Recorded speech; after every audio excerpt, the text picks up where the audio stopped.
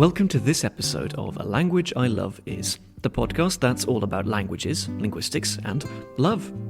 I'm Danny, and this episode takes the podcast yet again to a new part of the world and a new language family.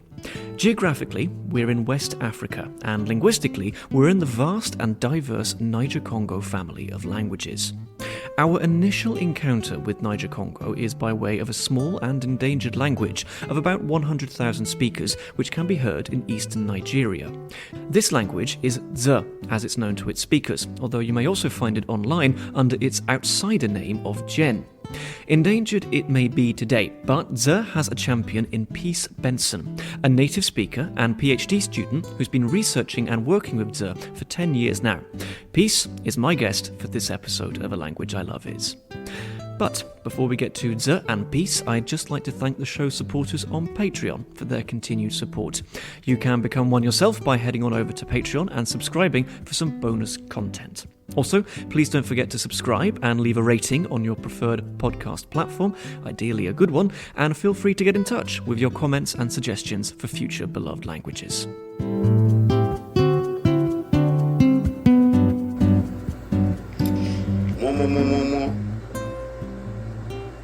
Charlent lay but I see maybe Kay Tawu, Luo Kay Besha, Otua, Otalo Wunan, Trekal and Luka Ivan. We may be to our Ota to the Webenda Migra, Bejiso, the Mumiha, Yawata Leta. Boy, you can have you only have a deal home below. But Tasu. Bede lao, bede la wata ela huina, bobona, ela hui bobo.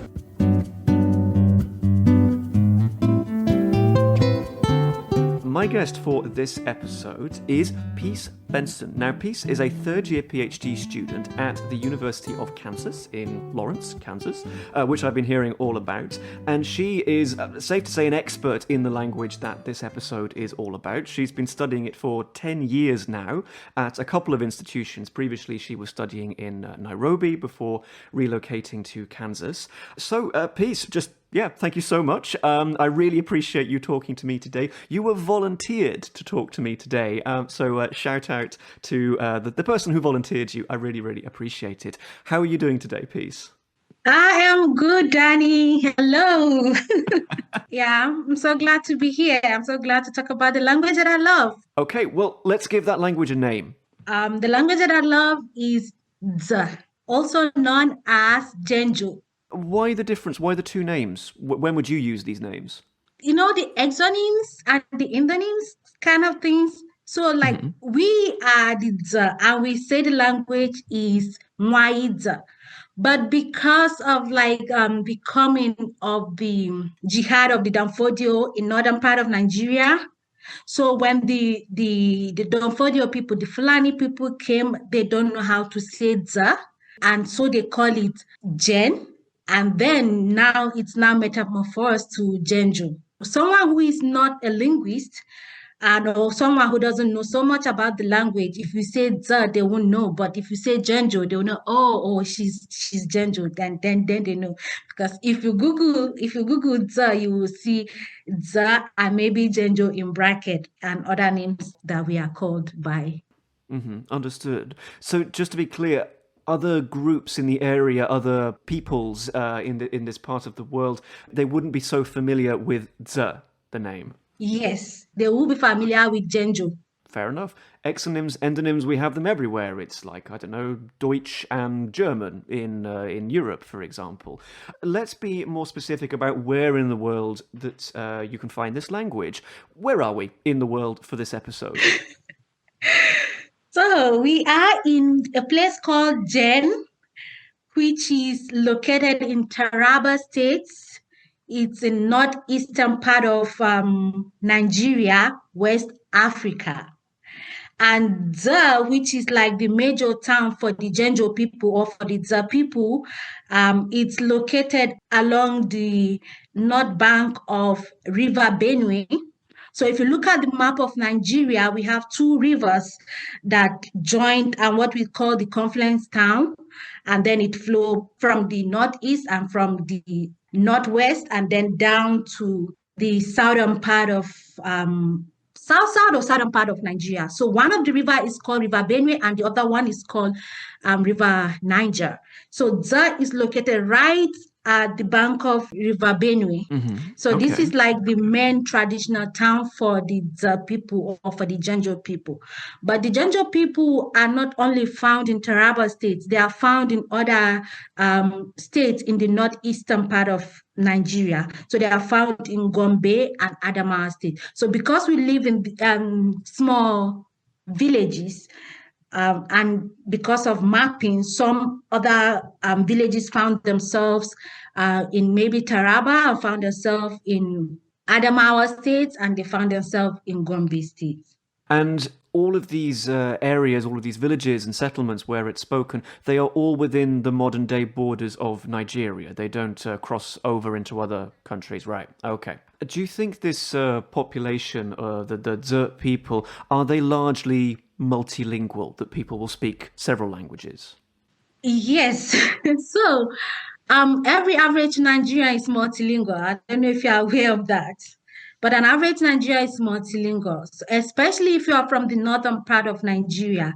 So as a Nigerian, when you're born and you're enrolled in school, you start to learn in English.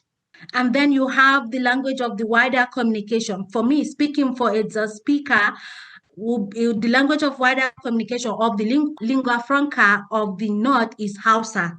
Most speakers or Jenjo speakers are multilingual, so they speak English, Dza, and Hausa. And Hausa, English, these are huge languages. These are really big ones with millions of speakers. Does that mean that Dza is endangered as a language? Very, very endangered. Extremely endangered. Like you can see the numbers. 100,000 speakers, you know that is endangered. And based on my research, it's not being transferred right now, to the next generation. Most children will speak Hausa and English. And so how did we get to this position then? How did the language become so endangered? Has this been going on for a long time, or is this a recent development? Recent development could play a part, and then also maybe naturally we are not such a big language. And also because we are scattered across different states, which kind of other languages choked it up, I remember talking to someone and we were talking about the history and how they moved and to like the present place. Like we talked about other places in other states, which the people, they identify as Jenjo, but they don't speak that. The language in that area is completely gone. Can I presume, therefore, with this precarious position that the language is in and the number of speakers being so few, that it doesn't really enjoy any sort of official status in the area? Not at all.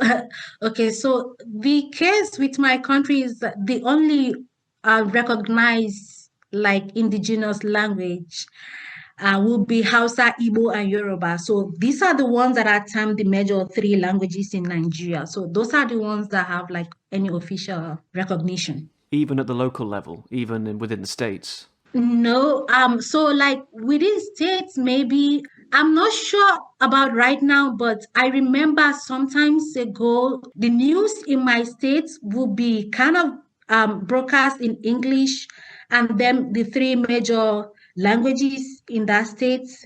So we have the Mumwe, the Jukun, and then the Fulful days. It was like the local news would be broadcasted in those three languages. What then about the wider context of this specific language, the family to which it belongs?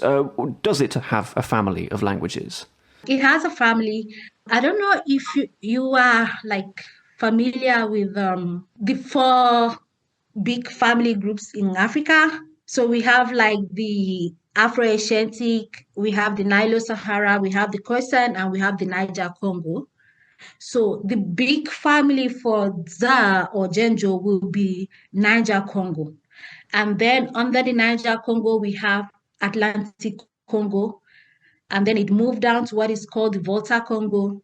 Then it moved down to what is called the North Volta Congo, and then the Adamawa Ubangi group, and then down to Adamawa group, and then what is called the Niger Gen.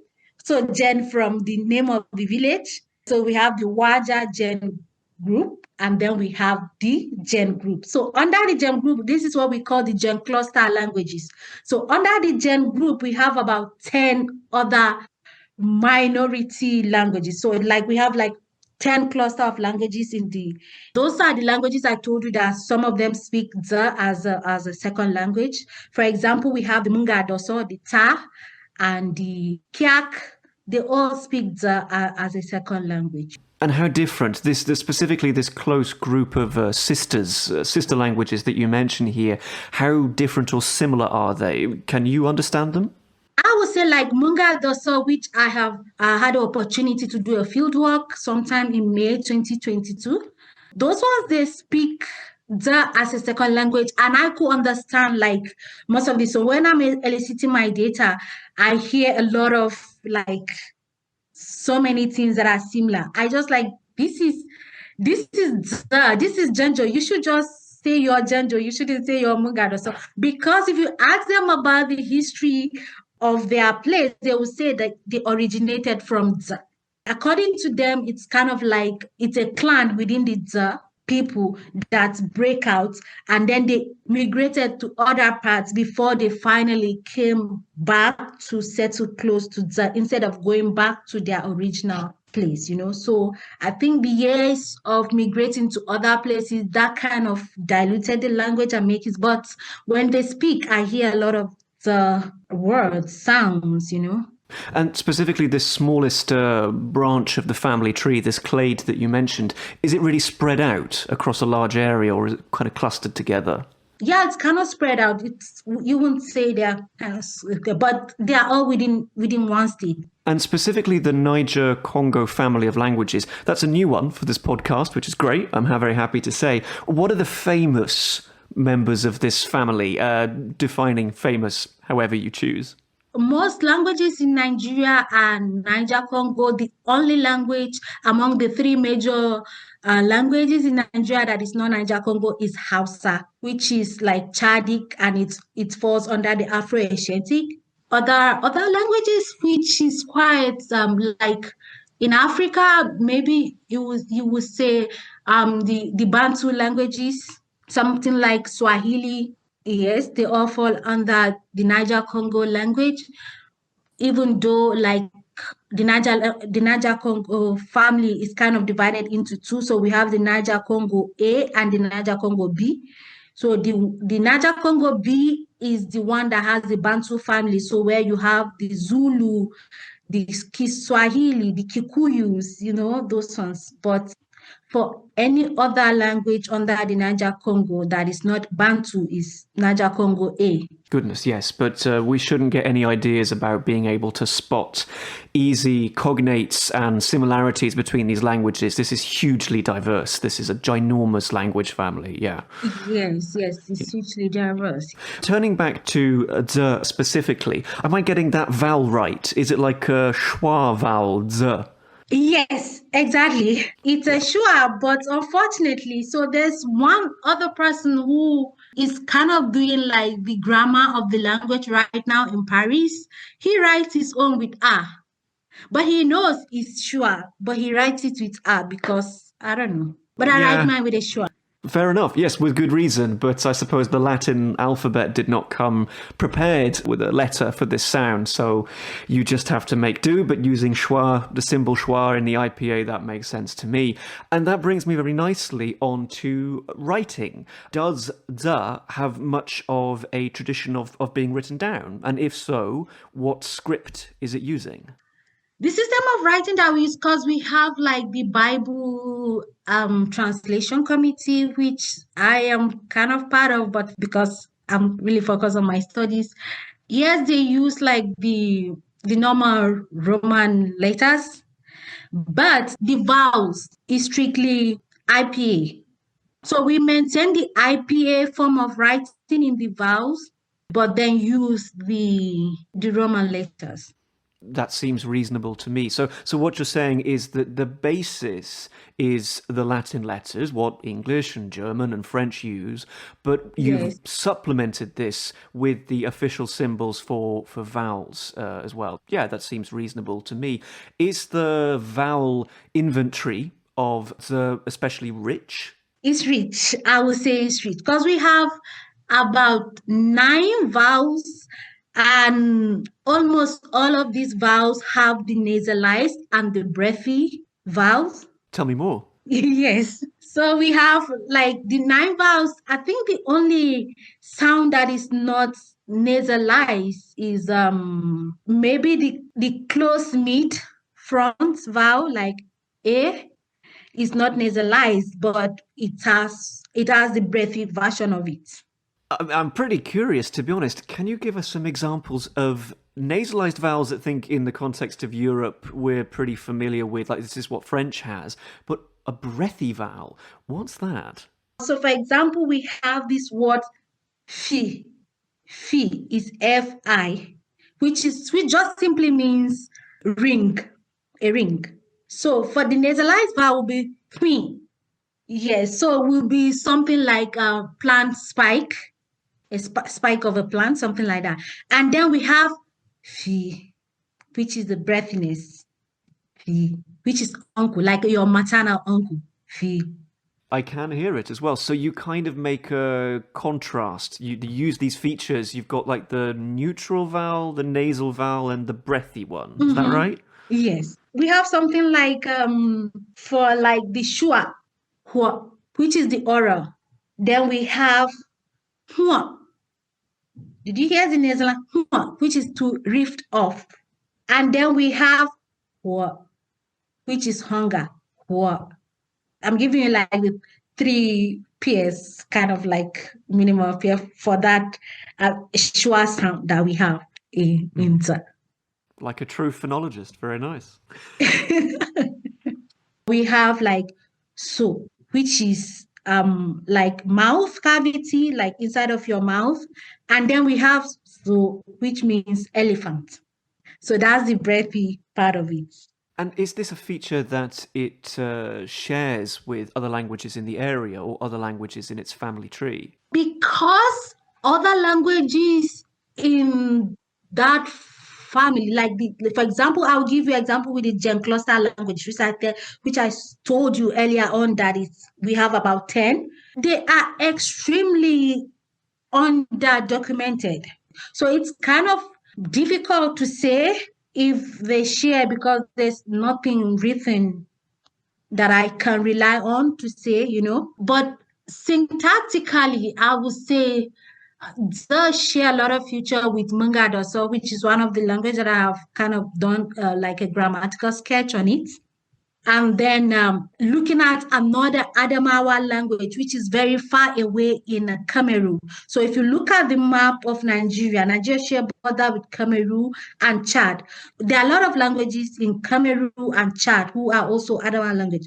So last year when I was doing like the relative clause of Dza, I found out that a language called Mbu also share like a similar features for its relative clause, but like for languages close, because there's nothing written on, I couldn't find anything close to what I saw in Mbu, far away in Cameroon, and what I found in Dza. I can imagine that the underdocumentation of these languages makes it difficult. It makes it difficult to talk accurately about them.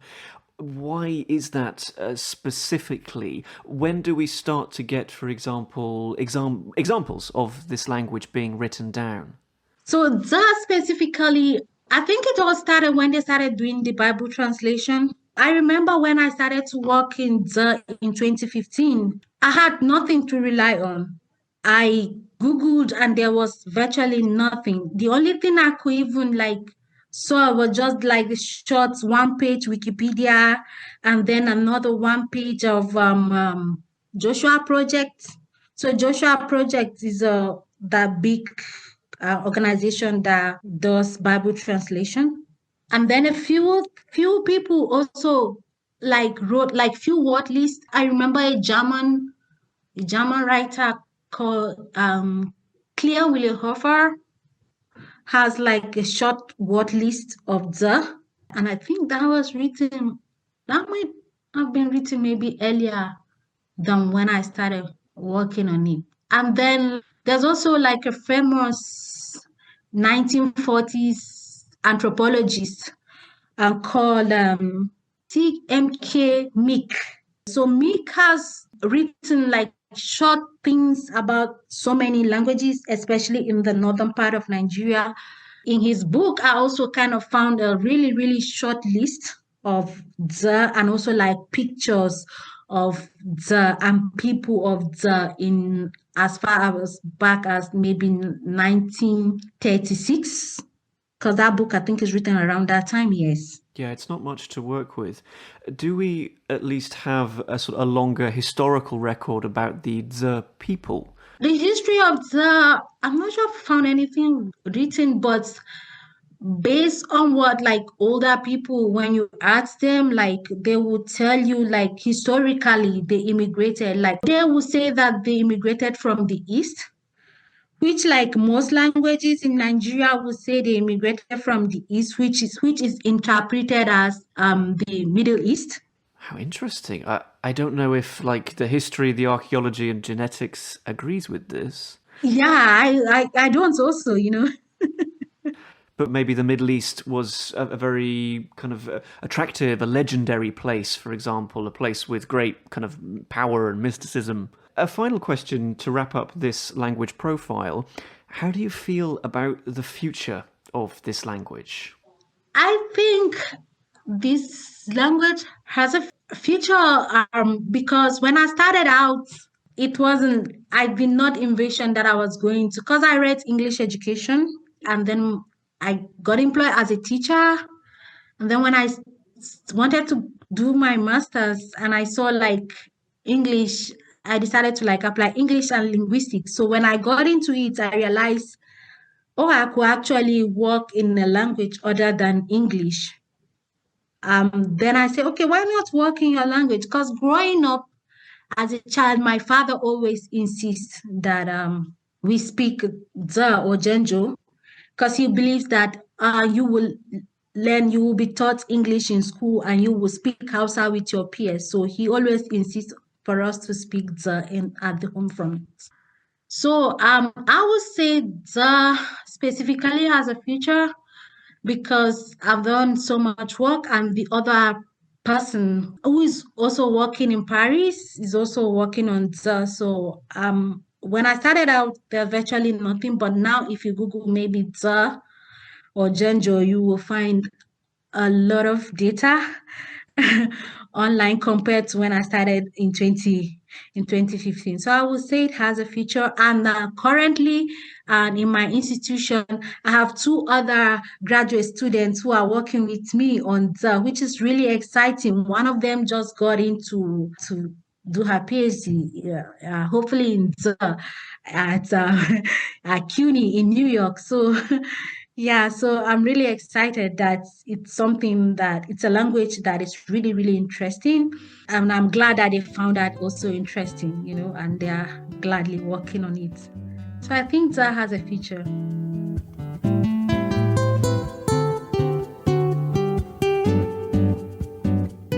So let's return to you and the starring language of this episode. The first of my three questions, which I pose to all my guests, is our way to find out a little bit more about their relationship. I think your relationship is a long one. I think you've had it for as long as you've been alive. Tell us, what is your relationship to the, and what role does it play in your life today? My relationship with the is that I am a native linguist or native speaker linguist. But I didn't started out wanting to be a linguist of Dza or something like that.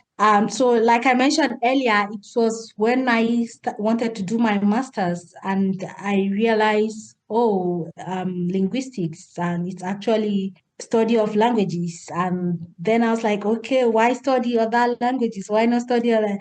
But I would say my relationship started from my dad, for him instilling in us the value of the language, to be proud of the language, no matter how little the language. So he always ensured that we are proud of the language and speak the language. As a child, I didn't take it as anything. So until I started to study linguistics and I realized, oh, this my language is actually almost extinct. So when I check the level of endangerment, I saw like almost extinct, were extremely endangered. I was like, wow. So I started to dive into the internet and I realized that nothing actually it's there on the internet.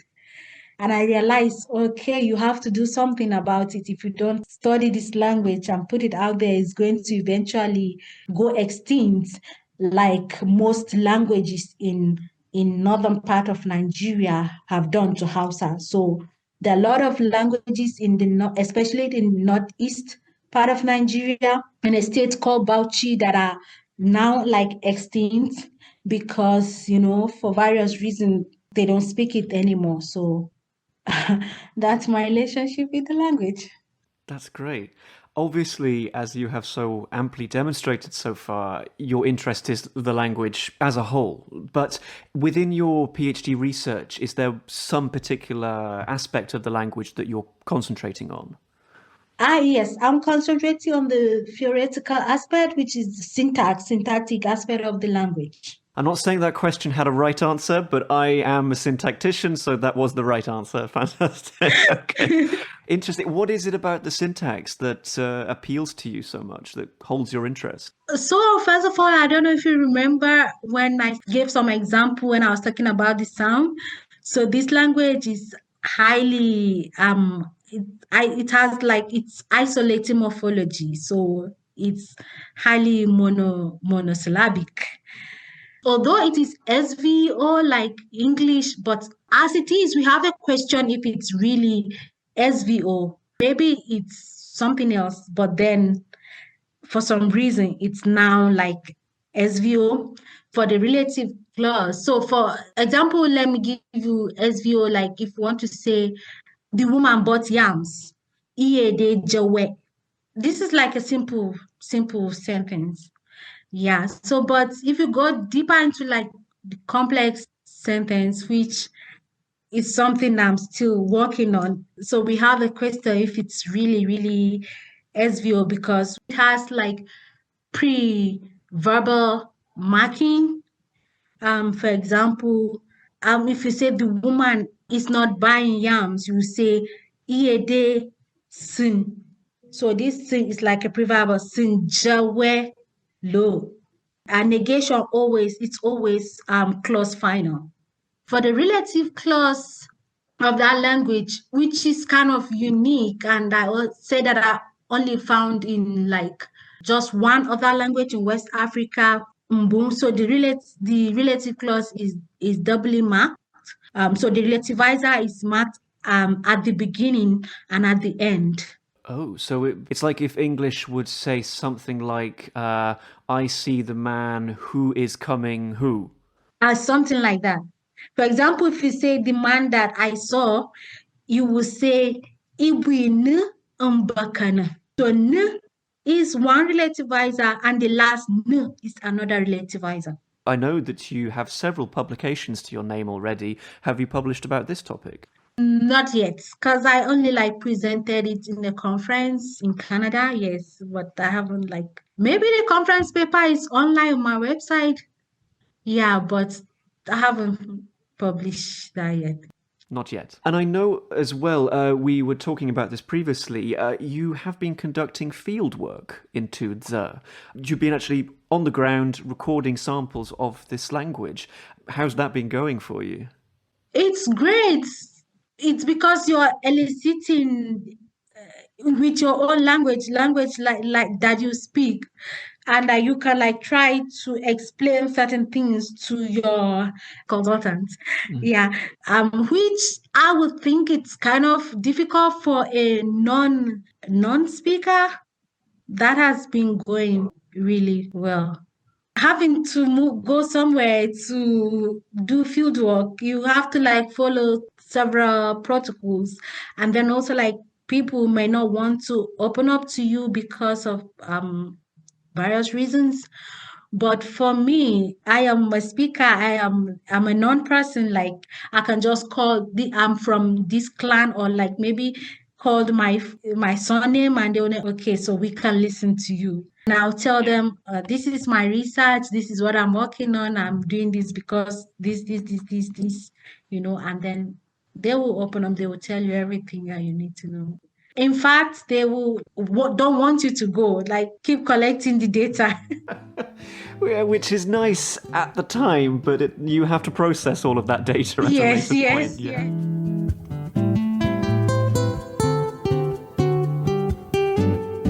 So that brings me to the third part of the format of the show and the second question, which is, Peace, I would like you to choose something within the Dza language to share with us today that you especially like.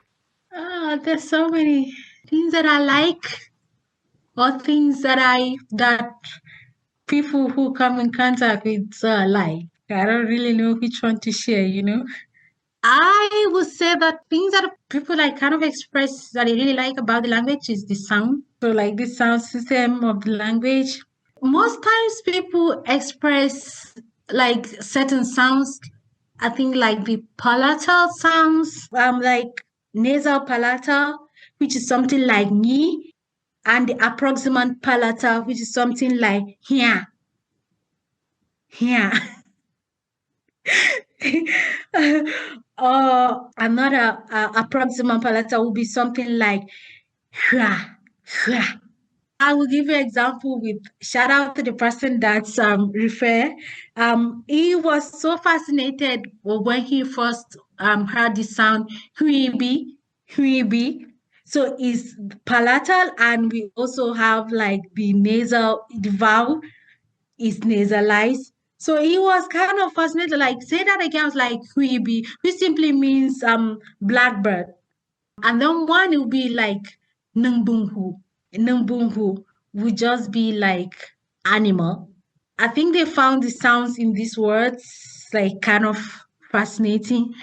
And I would say what I really like about the language is the fact that it hardly borrows. We use a lot of, as much as it's just like it's highly monosyllabic, but we also use a lot of descriptive terms or descriptive words to say. Even something that is new, I can converse to someone with a fellow Dza speaker or Jenjo speaker, and without a new, entirely new concept, without me mentioning anything in English or in Hausa, and he will like understand what I am saying because we use a lot of descriptive terms. So I remember one of the grad student came to me. So she was in another field method class of a Bantu language. So this particular Bantu language borrows so much from Swahili and borrows so much from English. So when we asked this consultant, what is thank you, she said, thank you. I was like, this sounds like so much like English. So she's like, yes. After the class, this other girl, so she was like, Dza doesn't borrow.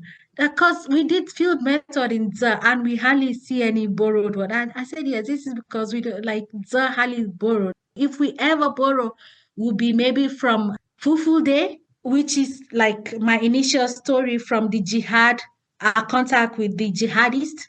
We hardly borrow, so we just use descriptive term to say whatever we want to say, and the other person just understand, even if it's a concept like that is not known to us. I'm just trying to speculate about where this may have come from.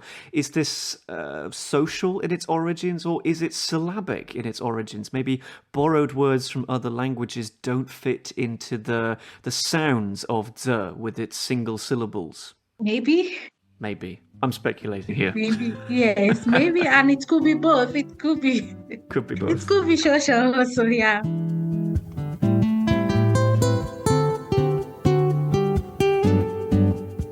The show now wends its way into the third and final section. I hate to say it, but this is the last part and the last question that you will be getting from me. What is one thing that you would like to leave the audience with? What's your parting point now with regards to Dza? My parting point is that I want people to know there's a language called Dza or Jenjo, whichever one they want to decide to call it. But I would prefer it to be called Dza because that's what we call ourselves. Yes, there's a language somewhere in northeastern part of Nigeria, West Africa, called Dza, that is endangered and it's trying to get itself to be documented, And I will also want people to know that it's quite an interesting language. We have a lot of idioms, a lot of onomatopoeic, a lot of idiophones.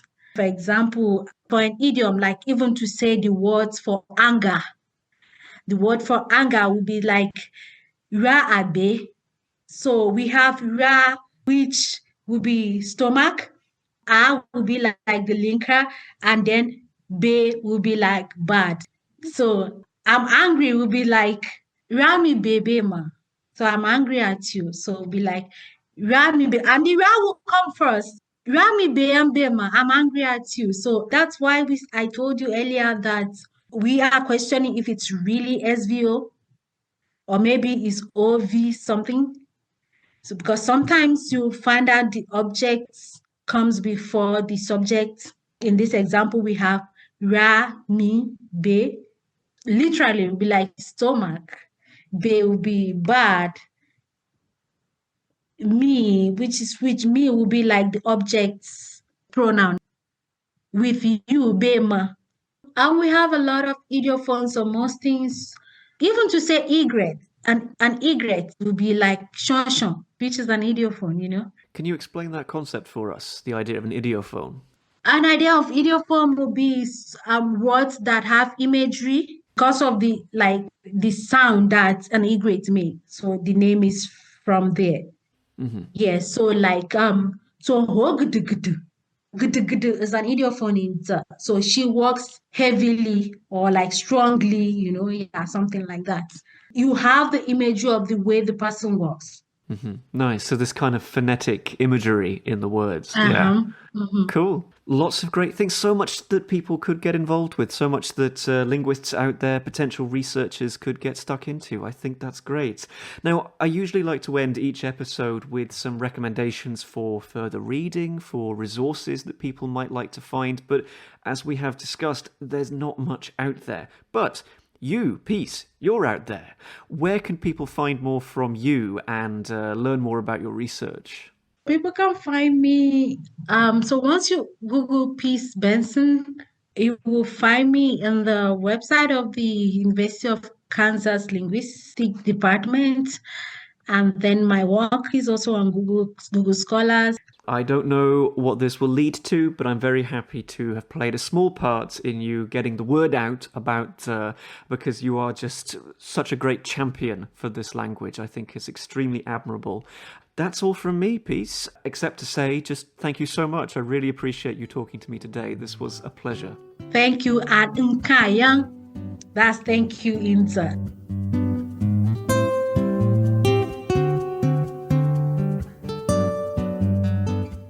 My final fun fact is more of a language spotlight, since before we leave the Niger-Congo family, I'd like to share my interest in probably its most famous and widely spoken member, Swahili, to be heard along the East African coast in Kenya, Tanzania, and Mozambique.